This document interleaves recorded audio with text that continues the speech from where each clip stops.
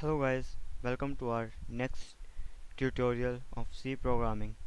And before starting to code, we will first learn about the structure of C programming. Every programming language requires a function, and not only programming language, I mean every things need a function. To switch to to switch to desktop, we need to minimize this, and this is also a function. And and for going back, we need to maximize this another function. So everything requires a function, and this is our main function and the basic function we required for our C programming language. And another thing is these are header files. These and what the basic use of header files is to tell to program to include some functions. These are preprocessor directives which tells the program to include their functions. These contain some inbuilt functions which we require for our programming language, and every piece of a function is stored between these curly braces, and every statement in a C programming ends with this semicolon.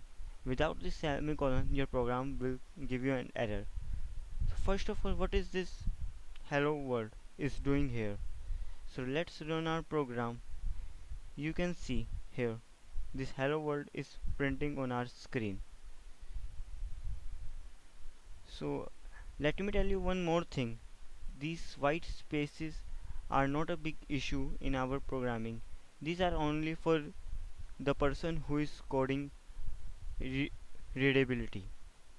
This not going to affect our programmings. Like you can enter more spaces here, some tabs here, and let's run our program again. So see, there's no change in the output. So this doesn't affect our programming language. This is only for the programmer readability. And another thing, what is this return 0 doing here? This is only telling the program that we have to return something value to our program, and return 0 is returning a null value to the program. So that's all for today. We'll meet you in next tutorial, and I will tell you more about how to print our statements in programming languages.